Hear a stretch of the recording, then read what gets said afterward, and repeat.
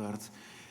Eu vou falar das indicações da OMS muito ou de leve ao longo da minha comunicação. Eu escolhi fazer uma coisa mais centrada realmente nos últimos desenvolvimentos do tratamento com prevenção, no sentido lato, como vão ver. Muitas das coisas que eu vou dizer são controversas e muitas das pessoas na sala podem discordar daquilo que eu vou dizer. É perfeitamente natural, porque nós estamos numa fase muito preliminar de uma boa parte de todos estes estudos.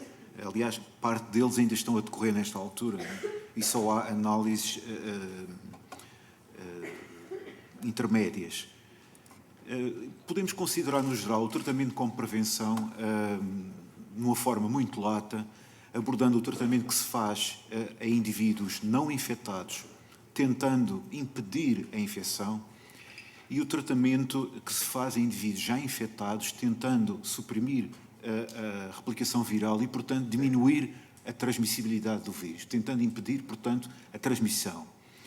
Em indivíduos não infectados temos a terapêutica profilaxia pós-exposição, já é bastante antiga. Mais recentemente temos alguns trabalhos sobre profilaxia pré-exposição, onde os fármacos são utilizados em indivíduos em risco de infecção HIV, mas antes de que ocorra qualquer eventual contacto com o vírus.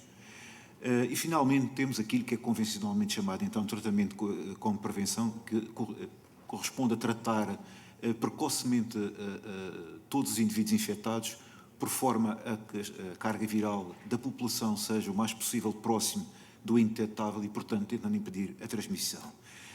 A profilaxia pós-exposição não há muito a dizer sobre isto, é antiga.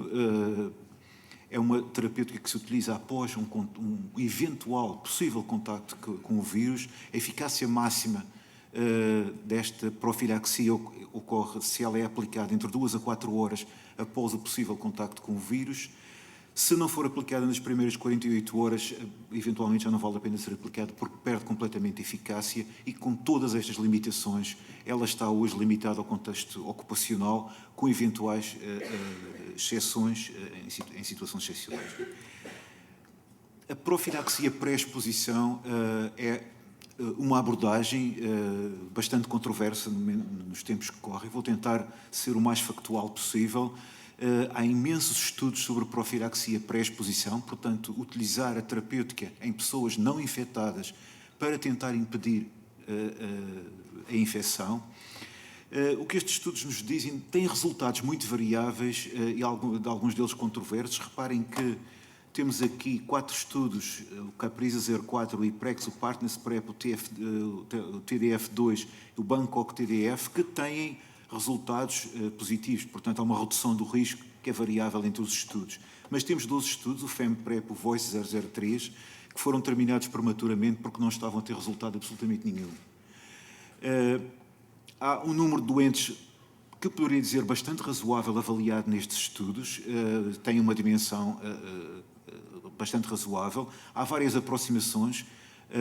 No Capriza 04 utilizou apenas em mulheres na África do Sul, utilizou um gel tenofovir a 1%, com follow-up a 30 meses e conseguiram uma redução de risco de 39%. Não é muito, mas é melhor do que nada. Hão de reparar que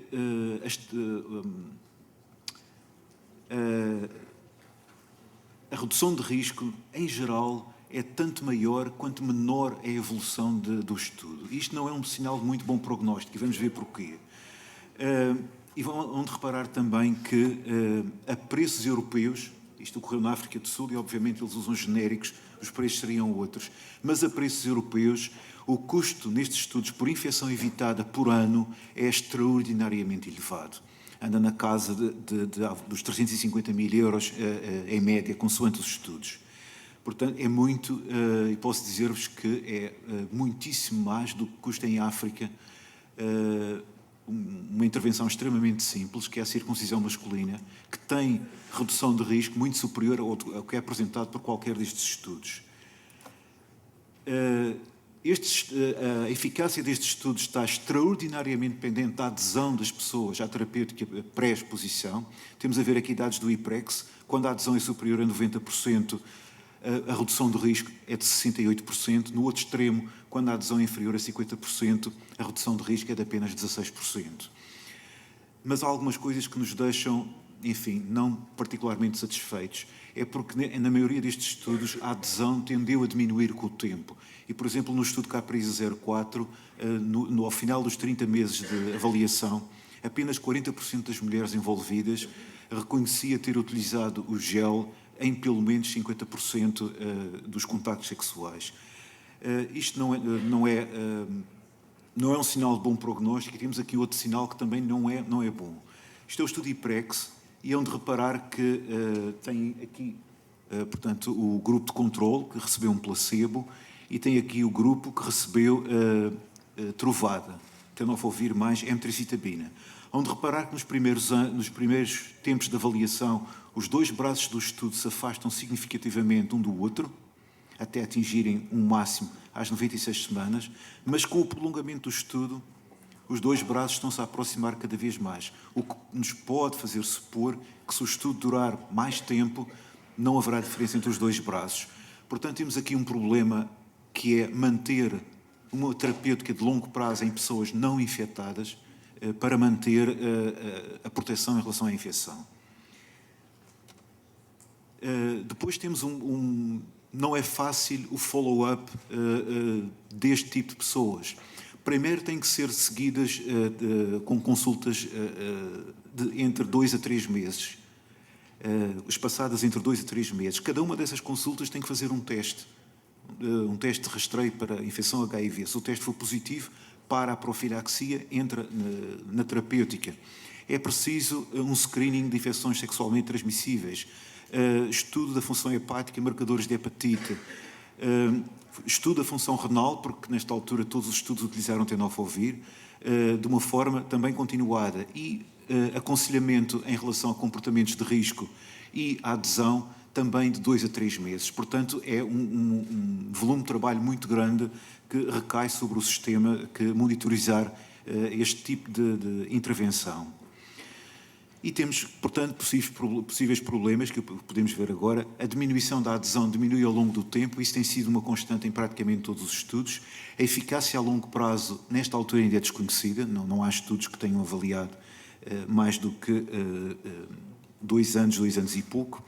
A eficácia com uso intermitente é desconhecida, e isto é importante saber, porque há doentes que estão muito motivados para fazer esta profilaxia numa altura em que sabem que ocorreram comportamentos de risco, mas que, quando não têm esses comportamentos, tendem a não utilizar a terapêutica. Nós não sabemos qual é a eficácia nesta circunstância. Não sabemos se este tipo de profilaxia pode provocar uma alteração dos comportamentos de risco, nomeadamente a desinibição, portanto, fazendo expor mais as pessoas a contactos com o vírus. Há um risco real de seleção de resistência se uma pessoa é infectada quando está a fazer a profilaxia, porque a profilaxia faz só com 2 fármacos. E se há uma infecção, portanto, a pessoa já com a replicação viral em curso é exposta a uma terapia que poderá ser eficaz para prevenir a infecção, mas quando a infecção ocorre, não é eficaz para a supressão do vírus. Portanto, aqui pode haver seleção de resistência. Temos que ter em atenção a toxicidade desta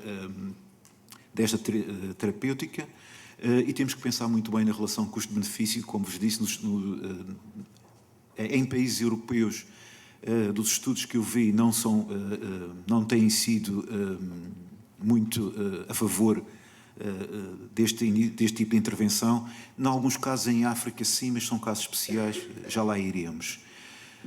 Eu gostava de perder bastante mais tempo a falar de uma intervenção que me parece mais prometedora, o tratamento com prevenção. Esquematicamente, diagnosticar alguém e iniciar uma terapêutica imediatamente. Não é novo, e nós temos exemplo de terapêutica com prevenção há muito mais de 10 anos, e com uma taxa de sucesso muito grande. A prevenção da transmissão vertical, por exemplo, nesse caso, o que é que fazemos? Um teste voluntário a todas as mulheres grávidas, tratamento apropriado em caso de teste positivo, e isto, nos países mais desenvolvidos e em alguns países africanos, virtualmente eliminou a transmissão vertical do vírus. É uma das intervenções de maior sucesso de toda a história da infecção. E isto é um tratamento como prevenção e serve-nos de exemplo para aquilo que vou dizer a seguir. Vamos ver um pouco alguns dos estudos que nos conduziram até aquilo que nesta altura pretendemos fazer. Este estudo é do ano 2000. Eu chamo a atenção para isto porque há um estudo que foi feito mais tarde e que foi muito questionado do ponto de vista ético. E, portanto, em 2000 já sabíamos isto. Isto é feito no Uganda, na região de Rakai. 415 casais serodiscordantes em relações estáveis, monitorizados durante 30 meses. Houve 90 seroconversões durante o período de estudo e, na altura, não havia acesso a tratamento em África. Nenhum. Não havia possibilidades. Portanto, não houve intervenção terapêutica aqui. Mas o que podemos observar, e chamamos a atenção para o gráfico mais à esquerda, onde todos os indivíduos estão avaliados, a transmissibilidade foi muito condicionada pela carga viral do parceiro infectado no casal. Quanto maior a carga viral, maior o número de transmissões. E, principalmente, para cargas virais inferiores a 400 cópias, não ocorreu nenhuma transmissão. Vamos andar 10 anos mais para a frente. São Francisco, uma região de alta prevalência, surgiu com um conceito que me parece é bastante interessante e, nesta altura, muito utilizado, principalmente em epidemiologia, que é o conceito da carga viral comunitária. Basicamente, a carga viral comunitária é a média de todas as cargas virais, de todos os indivíduos infectados dentro de uma comunidade. E o que se observa aqui em São Francisco é interessante. Estão a ver as barras azuis, significa a carga viral comunitária, que tem vindo a descer de 2005 para cá. E, à medida que a carga viral comunitária desce, desceram o número de novos casos de infecção e a estimativa da incidência tem descido também de uma forma acentuada. Portanto, temos aqui mais uma relação da carga viral com a descida do número de novas infecções abordada de uma forma um pouco diferente. E agora chegamos aqui, efetivamente, ao estudo que motivou uma tempestade de comentários em relação à ética. Isto é publicado em 2011, portanto foi feito pouco antes. A designação está aqui embaixo um pouco escondida, HPTN 052. E o que é que aconteceu? Numa altura em que já havia, muita atenção, já havia acesso a terapêutica antirretroviral, mesmo em África, foram incluídos neste estudo 1.763 casais serodiscordantes. Os critérios de inclusão, portanto, CD4 entre 350 a 500, sem terapêutica prévia, numa relação estável, infecção. O parceiro não infectado sabia que o parceiro infectado estava infectado, era uma condição para entrar no estudo. E depois aqui houve metade das pessoas, a pessoa infectada iniciou terapêutica imediatamente, e na outra metade, essa terapêutica só foi iniciada quando a contagem de linfócitos CD4 atingia 250 ou ocorria um evento clínico. Portanto, houve o início de uma terapêutica retardada. Sem surpresa nenhuma, ocorreram 27 transmissões no grupo da terapêutica retardada e apenas uma no grupo da terapêutica imediata. E mesmo essa ocorreu no caso de um doente que transmitiu menos de 3 meses depois de ter começado a fazer terapêutica. Portanto, eventualmente não teria a carga viral indetetável. Claro que aqui o problema é ético de manter pessoas sem terapêutica numa altura em que ela está disponível apenas para ver quantas transmissões há. A mim parece-me, eu sou daqueles que intervi na discussão, cascando neste estudo forte e feio. Mas, enfim, ele é muito citado hoje, temos que ter. Claro que, obviamente, com esta diferença nos números de transmissões, que isto é muito cost-effective, não é surpresa para ninguém. O estudo da relação custo-benefício saiu agora, no mês passado. Continuando neste conceito, estamos a ver aqui um caso da Coorte da British Columbia, da Coorte de Vancouver. E estamos a ver que em 1996 começa a terapêutica tripla e começa a aumentar o número de doentes sob terapêutica. E à medida que aumenta o número de doentes sob terapêutica, a avaliação é feita aqui até 2009, reparem, o número de novos diagnósticos começa a decrescer seriamente. Está um período de estabilização aqui que correspondeu àquele período em que voltámos atrás e toda a gente se disse só começar a terapêutica quando os CD4 atingiam uma contagem de 200 células por milímetro cúbico. Aí, isto foi mau para o número de detecção de novos casos, mas depois com a alteração desses princípios, voltamos a ver descer o número de novas infecções. A verde é o número de novas infecções apenas em indivíduos, em utilizadores de drogas endovenosas, que também desceu. Portanto, não há nenhum grupo que não tenha beneficiado da descida de diagnósticos de novos casos.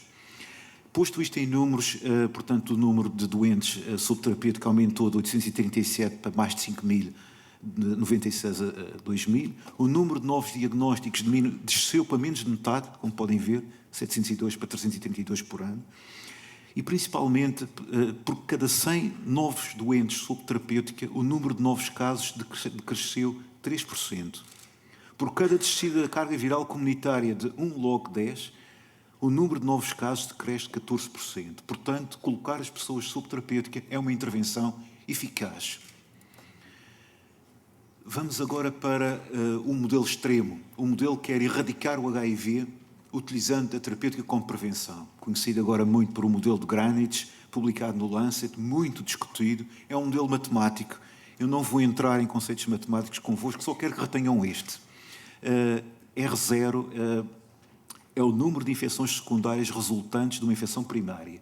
Portanto, há um indivíduo infectado e, a partir desse indivíduo infectado, podem ser infectados 1, 2, 3, mais indivíduos. Para haver uma erradicação da infecção, este número de R0 tem que ser menor que 1. Portanto, por cada indivíduo infectado, a seguir, tem que haver menos do que um indivíduo infectado. É a condição base para a elaboração deste modelo. Eles definiram como eliminação do HIV, não como eliminação zero, mas como a redução da incidência para menos de um caso por 1000 habitantes ano. E para atingir este objetivo, modelaram que todos os doentes e adultos eram testados uma vez por ano e o início da terapêutica era imediato em todos os doentes infectados. Não pensem que isto é utópico, que já lá vamos, porque já há algum trabalho de terreno. Eu estou a ver alguns sorrisos, mas vamos ver. Este modelo permitia avaliar outras estratégias que claramente nos dizem que, em alguns casos, vamos por um mau caminho. Felizmente já abandonamos a estratégia de iniciar a terapêutica quando os doentes chegavam às 200 células CD4. Porque, reparem que neste caso, por cada caso primário de infecção havia mais 4 casos secundários. Isto é uma epidemia que está a crescer. Portanto, este modelo era mau. Nas normas atuais da Organização Mundial de Saúde para a África, portanto, iniciar terapêutica em todos os indivíduos com menos de 350 células CD4, mesmo assim, R0 desce, mas ainda desce para 3, portanto, ainda há alguma expansão da infecção. Quando as contagens de células CD4 é inferior a 500, ou iniciamos terapêuticas com este patamar, o R0 desce para 2,5. Portanto, todos estes modelos de início de terapêutica não permitem a chamada erradicação da infecção por HIV. O que é que acontece em relação, vamos ver então as projeções deste modelo. Estamos a ver aqui em relação ao número de novos casos. E vemos que se não houver intervenção nenhuma, portanto, se ninguém for tratado, o número de novos casos continua, estamos a ver aqui até o horizonte mais de 2040 para a frente. Não há diminuição da incidência, eventualmente há aumento de novos casos. Se iniciamos terapêutica quando os CD4 são inferiores a 350, há uma diminuição da incidência. Mas tende a longo prazo essa diminuição a não conduzir a uma erradicação da infecção. Se, por outro lado, testarmos toda a gente e iniciarmos terapêutica prévia, terapêutica imediatamente após um teste positivo, temos uma descida muito acentuada para menos de um caso por 1000 por ano. Isto é ainda mais marcante se em vez da incidência considerarmos a mortalidade. Portanto, a diminuição da mortalidade já é muito acentuada quando a terapêutica é iniciada aos 350 CD4 e é praticamente nula no caso da terapêutica precoce. Claro que isto tem custos. Eles calcularam os custos. Nos primeiros 6 anos de implementação deste tipo de terapêutica, os custos triplicam em relação ao modelo atual. Mas ao fim de 6 anos, o número de novos casos começa a diminuir. Portanto, começa a diminuir também o custo da terapêutica. Ao fim de 20 anos, os custos diminuíram de tal maneira que são inferiores à estratégia atual da OMS de iniciar terapêutica a toda a gente com 350 células CD4. E isto é importante reter. Vamos a ver então que benefícios é que obtemos com este tipo de intervenção. Teste voluntário universal e tratamento imediato podem reduzir o estigma associado à infecção HIV. Se toda a gente numa população está envolvida na prevenção, já não há grupos estigmatizados, é para a população inteira. Portanto, isto pode ocorrer e há alguma evidência na África do Sul de que isso acontece, já vamos lá a seguir. Temos uma redução significativa da incidência de doenças associadas à infecção HIV, nomeadamente a tuberculose, que em África tem incidências catastróficas. A monitorização clínica fica muito simplificada, porque basicamente temos que controlar a carga viral e pouco mais, e a toxicidade do regime. A redução da mortalidade associada ao diagnóstico tardio, que hoje é um facto que nos preocupa bastante, não só em África, também na Europa, o diagnóstico tardio tem estado a aumentar. Tem uma prevenção efetiva e total da transmissão vertical, pois todas as mães estão sob terapêuticas, quer durante o período da gravidez, quer durante o período do aleitamento, é muito pouco provável que transmitam a infecção. E temos uma redução de custos a longo prazo. Também há problemas, nem tudo são rosas. Temos aqui uma intervenção médica que é dirigida mais para a saúde pública e não para o doente individual. E esta é uma mudança de paradigma de intervenção médica que tem pesado muito bem. Temos casos em que a toxicidade da terapêutica pode superar os benefícios da mesma. E há doentes, por exemplo, com contágios de linfócitos CD4, 800, 900, 1000, que não sentem absolutamente sintomas nenhuns da sua infecção HIV, mas que podem sentir efeitos secundários de uma terapêutica que lhes pode levar a uma perda de qualidade de vida e, consequentemente, a uma diminuição da adesão. Este é um problema possível com o qual temos que contar. Temos que contar também que a motivação de uma pessoa que está perfeitamente bem pode não ser muito grande para iniciar a terapêutica de uma forma precoce. E também não sabemos qual é o efeito do tratamento precoce nos comportamentos de risco. Isso tem que ser estudado. Também temos um outro problema. Isto tem que ser aceito pela população em geral. Se não for aceito pela população em geral, este modelo não consegue ser implementado. Os sistemas de saúde têm que ter capacidade para absorver um número muito maior de pessoas em terapêutica, se bem que com uma monitorização simplificada.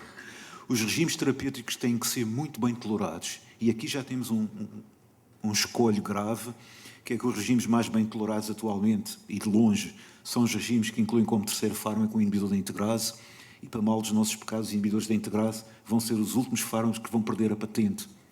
Portanto, são fármacos mais recentes. Depois, mais pessoas sob terapêutica significa um aumento da resistência aos antirretrovirais, que apesar de tudo o modelo diz que não será muito preocupante. Temos que ter segundas e terceiras linhas duráveis e bem toleradas, e isso não é ainda completamente verdade. E, por outro lado, temos que ter em conta que, se reduzirmos a incidência para menos de 1 caso por 1000 habitantes, a pessoa infectada, este 1 caso por 1000 habitantes, pode ser vítima de um estigma muito pronunciado, porque é uma pessoa com comportamentos de risco extremos e, portanto, poderemos ver um ressurgir de um estigma que eventualmente teria sido desaparecido se toda a população aceitasse participar numa coisa deste tipo. Por outro lado, temos que ter muita atenção. Não devemos utilizar coação, e atenção que ela pode existir pelos melhores motivos. Imaginem o responsável por um programa de saúde que faz uma avaliação ao fim de 5 anos de um programa deste tipo e diz: bolas, nós estamos a fazer desaparecer novas infecções HIV, vamos tornar isto, vamos ter mais musculado, em vez da aceitação ser voluntária. Cuidado, normalmente quando se tenta muscular as intervenções, elas não resultam. Portanto, este é um tipo de abordagem que deve ser evitada. E, por outro lado, com esta dimensão, manter a confidencialidade pode não ser muito fácil. Eu tenho aqui uma indicação que tenho 5 minutos, eu acho que vou demorar um bocadinho mais, desculpem lá, mas... estes estudos vão ser, para prova que estes estudos vão ser feitos, e estou a dar aqui apenas um exemplo de um estudo que vai começar no próximo ano e vai ser feito nesta região da África do Sul, no distrito do KwaZulu-Natal. Eu agora gostava de passar do modelo matemático para o terreno e mostrar-vos um pouco do que está a acontecer. Aquela região de Labisa, no KwaZulu-Natal, é uma região de alta prevalência, entre 10% a mais de 30% de prevalência de infecção HIV, na qual já existem, a região tem cerca de 60 mil habitantes, mais de 16 mil indivíduos já estão a participar num programa em que são testados todos os anos e recebem também terapêutica precoce. Hão de reparar que o consentimento tem vindo a aumentar, o consentimento de participar neste tipo de programa tem vindo a aumentar, 50% no primeiro ano, mais de 80% no 5º ano. Porquê? porque a generalização do programa tornou aceitável pela população em geral. Portanto, cada vez mais pessoas, se toda a gente está a fazer isto, porque é que eles também não vão fazer? Portanto, a aceitabilidade tem aumentado. Durante o período do estudo foram observadas cerca de 1.400 seroconversões, e aqui está o mapa da região, e estamos a ver aqui a cobertura por terapêutica antirretroviral. Estamos a ver aqui 2004, praticamente não há ninguém sob terapêutica. Depois, quanto mais laranja o mapa se torna, mais pessoas estão sob terapêutica. E vemos aqui 2011, em que já há muitas partes da região onde a cobertura é superior a 40%, o que em termos africanos é muito bom. E o que é que nós observamos? Quanto maior é a cobertura, como podem ver aqui, de terapêutica antirretroviral, mais o número de novas infecções tem descido. A partir de uma cobertura de 30% a 40%, tornou-se esta descida altamente significativa e continua. Vamos agora aqui ver um modelo que está mais perto de nós, um modelo também do British Columbia Center of Excellence. É um modelo que tem uma qualidade de dados muito boa, portanto, é uma coorte seguida desde há muitos anos. O modelo foi calibrado para incluir diferenças nos grupos de transmissão, da resistência aos antirretrovirais, dos diferentes níveis de adesão, e tenta quantificar a diminuição da incidência da infecção, não a sua eliminação. E o que observaram foi isto. Para o grau de adesão que os doentes incluídos nesta coorte têm agora, de 78,5%, iniciando terapêutica com menos de 350 células por milímetro cúbico, se tiverem uma cobertura de 50%, que é a cobertura que eles têm nesta altura mais ou menos, a incidência continua a aumentar. Estamos a ver aqui também uma projeção muito longa. Mas se conseguirem aumentar essa cobertura de 50% para 75%, há uma descida brutal, menos 40% no número de novos casos. E se conseguirem aumentar para uns 90% e para os inatingíveis 100%, obtêm reduções ainda mais marcadas. Eu vou saltar sobre esta parte porque o tempo já não me permite. Vamos ver condições para o sucesso da terapêutica como prevenção. Digamos que as ideais seriam países com largos recursos, que podem fazê-lo, epidemias concentradas, que tornam mais fáceis as intervenções, acesso à terapêutica universal e gratuito, boas infraestruturas de saúde e guidelines que permitam o início precoce de uma terapêutica. E nós diríamos, bom, mas pronto, portanto, a França seria um caso destes, o Reino Unido seria um caso destes, mas porquê é que a incidência está a aumentar? Se eles podem fazer tudo isto? Porque está a aumentar, a incidência está a aumentar nesses países. Há vários factos que podem estar a contribuir pessoalmente na incidência, mudança de comportamentos de risco. Boa parte do aumento da incidência é entre HSH, portanto, estão a ser feitos estudos para ver avaliar essas mudanças em comportamentos de risco. Migrações de países com alta prevalência, portanto, imigrantes que entram. Grupos marginalizados com difícil acesso aos cuidados de saúde. Os imigrantes ilegais continuam a ser um problema em muitos lados. Uma coisa que é altamente especulativa e muito discutível, mas há quem diga, e eu tive que colocar aqui porque estou a citar um trabalho, o tratamento pode ser menos eficaz na redução da transmissibilidade em determinados grupos de transmissão. É especulação, não sabemos se é verdade ou não. Pode ser.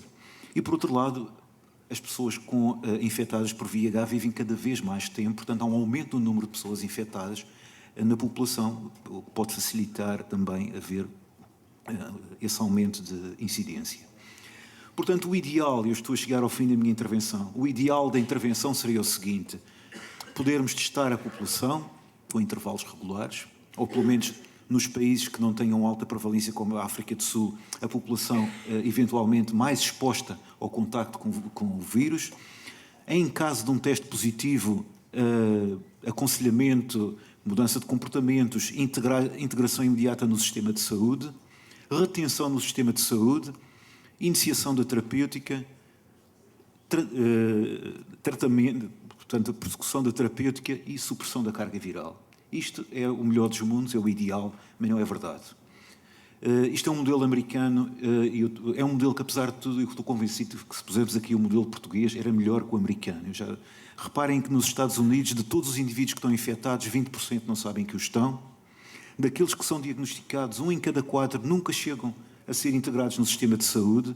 E depois aí uma coisa que eu acho que nós somos bastante melhores do que eles: de todos os indivíduos que são ligados ao sistema de saúde, entre 33% a 49% não recebem terapêutica nos Estados Unidos. São números extremamente elevados. E daqueles que recebem terapêutica, 20% a 45% não têm carga viral suprimida.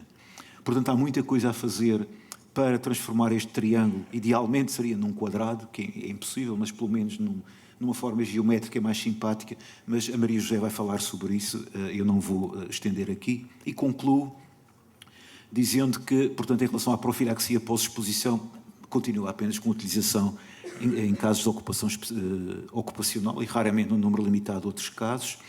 Em relação à profilaxia pré-exposição, os custos para já são difíceis de comportar. Parece que alguns modelos dizem que em alguns países africanos com muito alta prevalência da infecção, a relação custo-benefício pode ser transitoriamente favorável enquanto a terapêutica com prevenção não for implementada. Se for implementada a terapêutica com prevenção, esta estratégia deixa de ser rentável.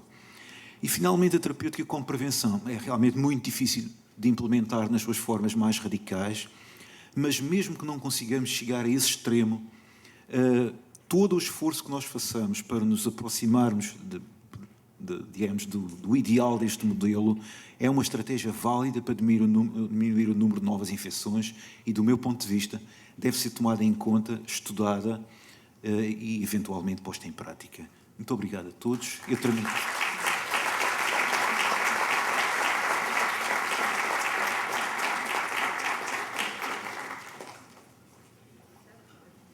Obrigado, Ricardo. O Ricardo vai ter que sair, entretanto, inadiavelmente às 4, portanto, eu pediria se alguém tivesse alguma pergunta a fazer ao Ricardo que a fizesse nesta altura.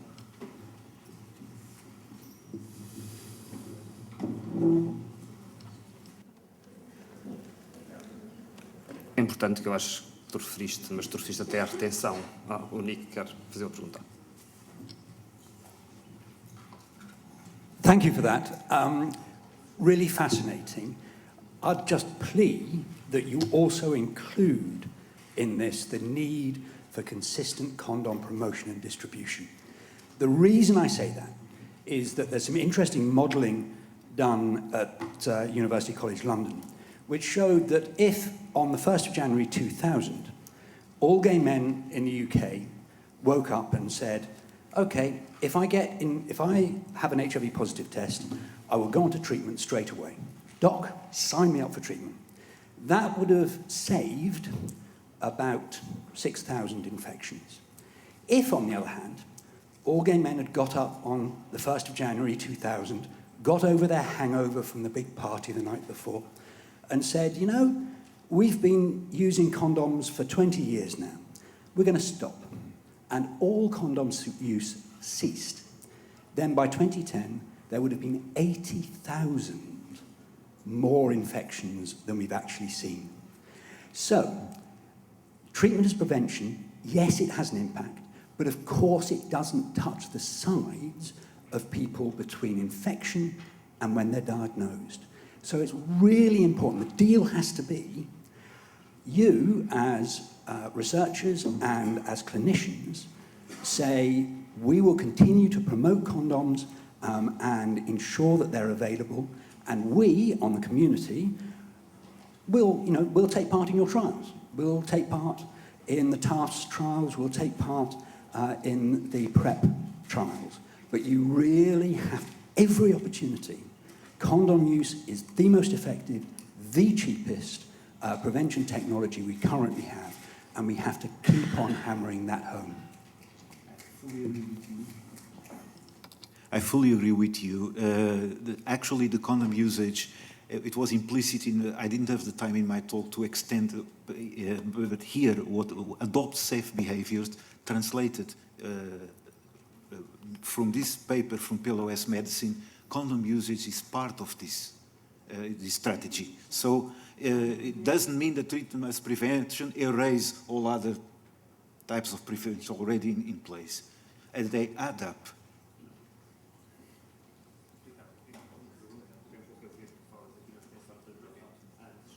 Da terapêutica, isto não está a funcionar. Antes de início da terapêutica, a minha questão é muito mais como reter os doentes depois de começarem a terapêutica.